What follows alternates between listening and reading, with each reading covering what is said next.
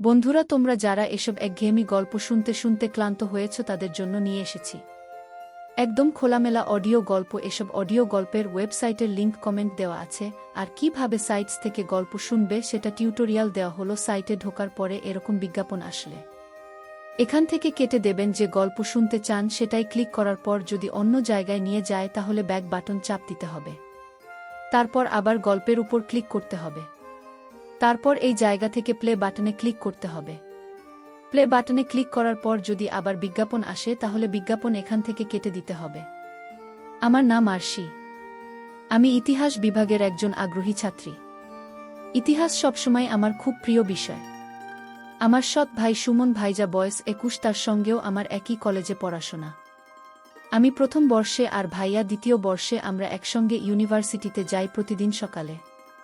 আমাদের বাবা, মানে আমি বলছি মা, যাকে বিয়ে করেছেন উনি এখন আমার বাবা, আমাদের যাতায়াতের সুবিধার জন্য একটি মোটরসাইকেল কিনে দিয়েছেন। ভাইজা চালা আর আমি তার পেছনে বসি। আমার নিজের বাবা মারা গেছেন অনেক আগে, তখন আমি খুব ছোট। মা পরে আবার বিয়ে করেন। নতুন পরিবারটা অনেক আন্তরিক। সুমন ভাইজা বরাবরই শান্ত, দায়িত্ববান আর আমার প্রতি ভীষণ যত্নশীল। আমাদের দৈনন্দিন জীবনটা ছিল বেশ গোছানো। সকাল 8টায় বাবা মা দুজনেই অফিসে যান, আর তারপর আমরা দুজন ভাইবোন বাড়িতে তৈরি হই ক্লাসে যাওয়ার জন্য।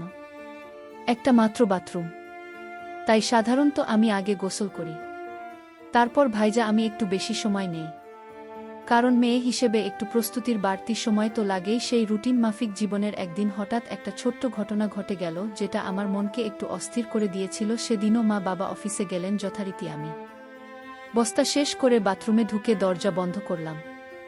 এমন সময় হঠাৎ মনে হলো দরজার নিচে যেন একটা ছায়া দেখা যাচ্ছে। প্রথমে ভাবলাম হয়তো লাইটের প্রতিফলন বা চোখের ভুল, কিন্তু যখন মুখে ফেস ওয়াশ লাগাচ্ছিলাম তখন আবার ছায়াটা নড়ল। আমি এক মুহূর্ত চুপ করে দাঁড়িয়ে রইলাম।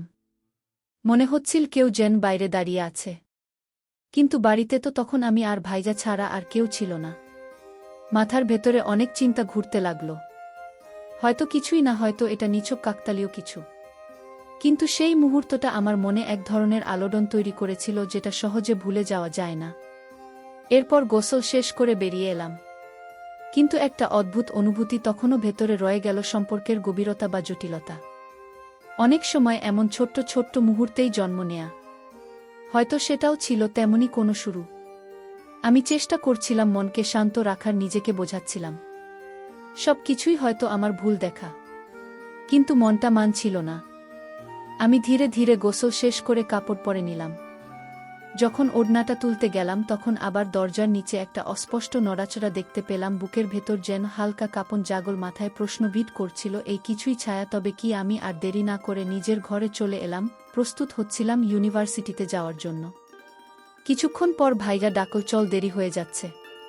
প্রতিদিনের মতোই আমরা বাড়ির দরজা বন্ধ করে বেরিয়ে পড়লাম। আমি ভাইয়ার পেছনে বসে ব্যাগটা সামলে নিলাম। পরদিন সকালে বাবা মা অফিসে চলে যাওয়ার পর আমি সিদ্ধান্ত নিলাম, এই সংশয়ের জবাব আমাকে পেতেই হবে। মনে একটা কৌশল এল। আমি মোবাইল ফোনে ক্যামেরা চালু করে সেটা এমনভাবে বাথরুমের বাইরের দিকে রেখে দিলাম, যাতে কেউ যদি ইচ্ছাকৃতভাবে কিছু করে তা ধরা পড়ে। এরপর আমি বাথরুমে ঢুকে দরজাটা ভেতর থেকে বন্ধ করে দিলাম। কয়েক মুহূর্ত পর দরজার নিচে আবার একটা নড়াচড়া। এবার আর আমি দ্বিধায় ছিলাম না, যা হওয়ার তা ক্যামেরায় ধরা পড়েছে। গোসল সেরে দ্রুত বেরিয়ে এসে মোবাইলটা হাতে নিলাম। নিজের ঘরে গিয়ে ভিডিওটা চালিয়ে দিলাম। সেখানে যা দেখলাম তাতে আমি স্তব্ধ হয়ে গেলাম। বিশ্বাস করতে কষ্ট হচ্ছিল, এটা কিভাবে সম্ভব? এত কাছের, এত বিশ্বাসের একজন মানুষ এমনটা করতে পারে। কিছু না ভেবে আমি আবারও ভাইয়ার সঙ্গে ইউনিভার্সিটিতে রওনা দিলাম। পেছনে বসে ওর কাঁধে হাত রেখে বসেছিলাম, একটু শক্তভাবে। তখনও অবাক হয়ে বলল, তুই ঠিক আছিস তো? আমি বললাম, হ্যাঁ ভাই, একটু অস্বস্তি লাগছে। তাই পুরো দিনটা অস্থিরতায় কাটল। ক্লাসে মন বসছিল না, আর বারবার মনে হচ্ছিল আমি যা জানি তা ওকে বলব কিনা। দুপুরে বাড়ি ফিরে এলাম। তখনও সিদ্ধান্ত নিতে পারছিলাম না ভাইজাকে বলবো নাকি চুপ করে থাকব। রাতে শুইয়ে বারবার পাশ ফিরছিলাম, কিছুতেই ঘুম আসছিল না। অবশেষে আবার সাহস করে সেই ভিডিওটা চালিয়ে দেখলাম নিঃশব্দে একা। অনেক ভেবে আমি শেষমেশ এই ভিডিওটা সুমন ভাইয়ার মোবাইলে পাঠিয়ে দিলাম।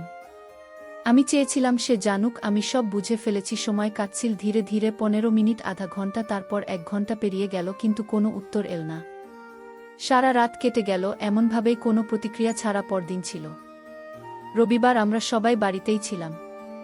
সকালের নাস্তা সবাই একসাথে খেলাম। আমার ভিতরে তখনও চলছিল একটা ঝড়। নাস্তার সময় বলতে চেয়েও কিছু বলিনি।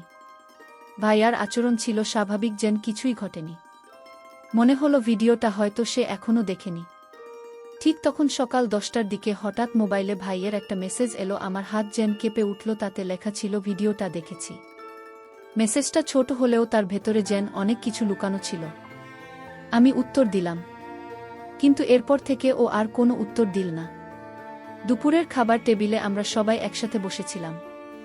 আমি খেয়াল করলাম ভাইয়া একদম চুপচাপ মাথা নিচু করে খাচ্ছে।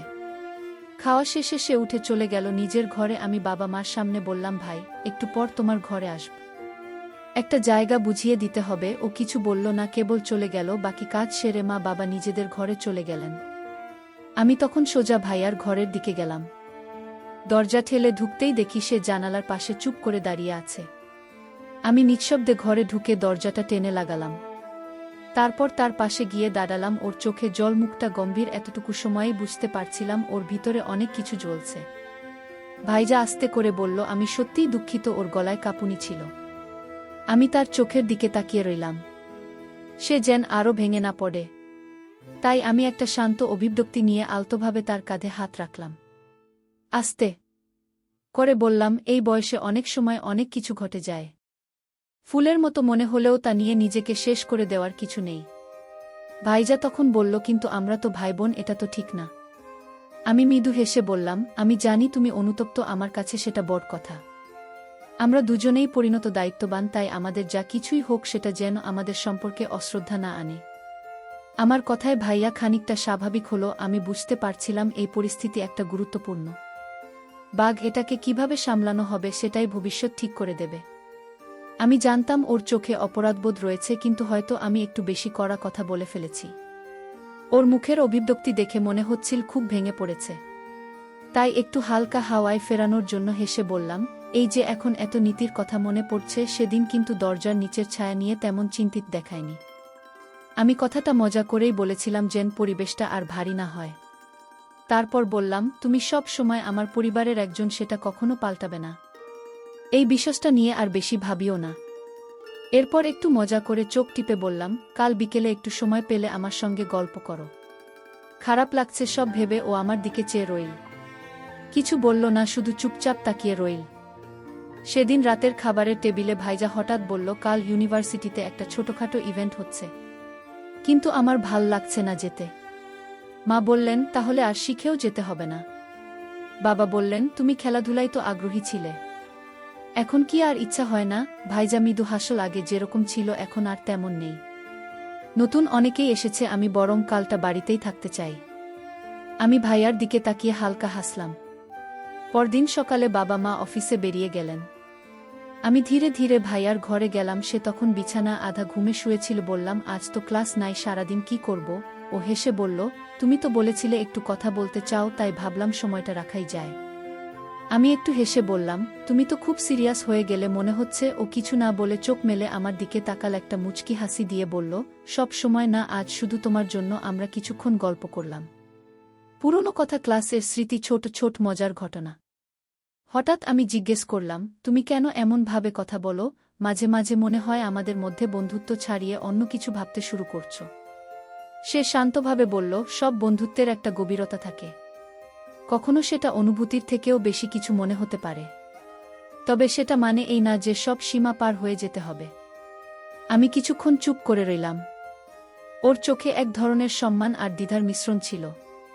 আমি আস্তে করে বললাম, সীমারেখা থাকা ভালো, কাছের মানুষদের প্রতি ভালো লাগা হতেই পারে, কিন্তু তা যেন এমন না হয় যাতে আমরা একে অপরের প্রতি শ্রদ্ধা হারিয়ে ফেলি। ও মাথা নেড়ে বলল, ঠিক বলেছ, আমি ভুল বোঝার জন্য দুঃখিত। তুমি চাইলে সব কিছু আগের মতোই থাকবে। আমি বললাম, এখনো সময় আছে, সব ঠিক করে নেওয়া যায়। সুমনের চোখে যেন এক গভীর নীরবতা, তার দৃষ্টিতে ছিল এমন এক অনুভব যা শব্দে বলা কঠিন। আর সে নিজের হাত দুটো মুঠো করে শক্ত করে ধরল, এক ধরনের সাহসিকতা নিজেকে বোঝাতে। তারপর সে ধীরে ধীরে বলল, আমি জানি না এটা ঠিক না ভুল, কিন্তু তোমার পাশে থাকলে মনে হয় আমি নিজের জায়গায় আছি। সবকিছু ঠিকঠাক। তার কণ্ঠে কাঁপুনি ছিল, শব্দগুলো যেন বুকের ভেতর থেকে ধাক্কা দিয়ে বেরিয়ে আসছিল। যদি তুমি মনে করো আমি ভুল করছো তাহলে আমি থেমে যাব, কিন্তু বলো না আমার অনুভূতিটা একেবারেই ভিত্তিহীন। সুমন কিছুক্ষণ চুপ করে রইল। তার মুখের অভিব্যক্তি থেকে বোঝা যাচ্ছিল সে দ্বিধার ভেতর আটকে আছে। তারপর ধীরে বলল, তুমি কি জানো তোমাকে নিয়ে আমি কত ভাবি? আমি সবসময় চাই তুমি হাসি খুশি থাকো, নিজের স্বপ্ন নিয়ে এগিয়ে যাও। কিন্তু কখনো ভাবিনি তুমি এমন কিছু বলবে যা আমাদের সম্পর্কের সীমা বদলে দেবে। আর সে জিজ্ঞেস করল, তবে কি তুমি ভাবো এই অনুভবটা ভুল? সুমন দীর্ঘশ্বাস ফেলে বলল, আমি জানি না ভুল কি ঠিক, শুধু জানি তুমি আমার জীবনের এমন একজন যাকে ছাড়া আমার গল্প সম্পূর্ণ মনে হয়। কিন্তু আমি ভয় পাই যদি এই পথটা আমাদের আগের সম্পর্কটাই কেড়ে নেয়। আর সীতার হাত ধরল, বলল, ভয় পেও না। আমাদের অনুভব যদি সত্যি হয় তাহলে সেটি আমাদের মধ্যে একটা মতন শক্তি এনে দেবে। আমি কথা দিচ্ছি তোমাকে কখনো কষ্ট দেব না। তুমি চাইলে এই অনুভূতিটা শুধু আমাদের মধ্যেই থাকুক, কারো জানার দরকার নেই। সুমন একটা মৃদু হাসি দিল, বলল, তুমি যদি এতটা গুরুত্ব দাও তবে আমিও আর পালাতে চাই না। তবে আমাদের বুঝে শুনে এগোতে হবে। তারা দুজন একে অপরের চোখে তাকিয়েছিল, কিছুক্ষণ শব্দহীন কিন্তু আবেগ ভরা। এরপর ধীরে ধীরে তারা একে অপরের দিকে এগিয়ে এল, যেন একটি নতুন অধ্যায়ের দরজায় দাঁড়িয়ে। সেই দিন থেকে তাদের সম্পর্কে রং বদলে গেল। আগে যা ছিল বন্ধুত্ব তা এখন হয়ে উঠল এক গভীর ভালোবাসার অনুভব। কিন্তু এই অনুভূতির স্বীকৃতি ছিল কেবল তাদের নিজেদের মধ্যেই, একটি নীরব সংরক্ষিত অধ্যায় যা বাইরের জগৎ জানে না। পরদিন সকালে আর সে কিছুটা চিন্তিত ছিল। সুমন বলল, কি হলো? চিন্তিত দেখাচ্ছে। আর সেই মাথা নিচু করে বলল, সবকিছু এত দ্রুত হয়ে গেল, আমি বুঝতে পারছি না সামনে কি হবে। আমাদের পথ সহজ হবে না। সমাজ, পরিবার সবাই প্রশ্ন তুলবে। সুমন মাথা নেড়ে বলল, হ্যাঁ ঠিক বলেছ।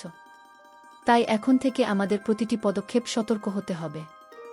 আমরা নিজেরাই নিজেদের বিশ্বাস করতে পারলেই বাকিদের মানানো সময়ের ব্যাপার। সুমন ধীরে ধীরে আশির দিকে এগিয়ে এসে বলল, যখন ভালোবাসা সত্যিকারের হয় এখন আমাদের কাউকে কিছু প্রমাণ করার দরকার পড়ে না।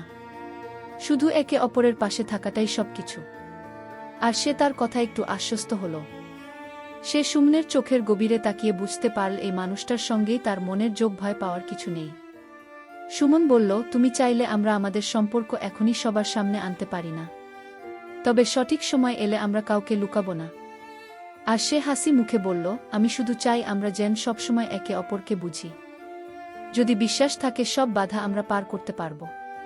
পরবর্তী কিছুদিন ছিল নিঃশব্দ কিন্তু সুন্দর। তারা দুজনেই সিদ্ধান্ত নিয়েছিল এই ভালোবাসা কখনো তাদের পড়াশোনা বা ভবিষ্যতের পথে হবে না। তারা একে অপরকে স্পেস দিতে সমর্থন করত। কিন্তু ভালোবাসা এমন এক আবেগ যাকে চেপে রাখা কঠিন। একদিন কলেজের ক্যান্টিনে বসে তারা মৃদু গলায় কথা বলছিল, হাসছিল। ঠিক তখনই রিমা, তাদের ঘনিষ্ঠ বন্ধু, সেখানে এসে পড়ে। সে হেসে বলল, এই যে খুব গোপন গোপন কথা হচ্ছে নাকি? আর সে ও সুমন কিছুটা অপ্রস্তুত হয়ে গেল। সুমন হালকা করে হেসে বলল, না রে, তেমন কিছু না, সেমিনারের আলোচনা হচ্ছিল। কিন্তু রিমা বুঝতে পারছিল এখানে কিছুর গন্ধ আছে। সেদিন সন্ধ্যায় সুমন একা ছিল বাসায়। হঠাৎ ফোন বেজে উঠল আরশি। তার গলা ছিল চিন্তার ছায়া। তুমি কি ছাদে আসতে পারবে? খুব জরুরি কথা আছে। আরশি বলল। সুমন ছাদে গিয়ে দেখে আরশি আগেই সেখানে দাঁড়িয়ে, হাতে একটি লাল গোলাপ। আমি আর লুকিয়ে রাখতে পারছি না। সে বলল, আমি তোমাকে ভালোবাসি সুমন, আর এই সত্য সবাই জানুক আমি চাই। সুমন স্তব্ধ হয়ে গেল। কিছুক্ষণ চুপ থেকে বলল, তুমি কি জানো এর মানে কি? সমাজ, পরিবার, বন্ধুবান্ধব সবাই প্রশ্ন তুলবে। আরশি ধীরে বলল, তাদের চিন্তা আমার নয়। আমি শুধু চাই তুমি আমার পাশে থাকো, তাহলেই আমি সব প্রশ্নের উত্তর খুঁজে নেব। সুমনের চোখে জল এসে গেল। সে গোলাপটি হাতে নিয়ে বলল, তোমার সাহস আমাকে সাহসী করে তোলে। যদি তোমার ভালোবাসা এতটাই সত্যি হয় তবে আমি সব বাধা অতিক্রম করব। তার কথা শুনে আশির চোখে এক আশ্রয়ের মমতা ফুটে উঠল। সে হাসল। সেই হাসিতে ছিল বিশ্বাস আর নির্ভরতা। তারা একে অপরকে জড়িয়ে ধরল। সেই আলিঙ্গন ছিল নীরব, অথচ এত গভীর যেন হাজার শব্দেও প্রকাশ করা যায় না। সেই মুহূর্তে যেন সময় থেমে গেল। কেবল ছিল তাদের নিঃশ্বাসের শব্দ, হৃদয়ের স্পন্দন, আর সেই অদৃশ্য প্রতিজ্ঞা, আমরা একসাথে থাকব। যাই হোক না কেন। এই ভালোবাসা এখন আর কেবল একটি গোপন অনুভব ছিল না, এটি ছিল এক সাহসিকতার গল্প, এক সম্পর্কের শিখ যা সময়ের সাথে আরও গভীর হবে।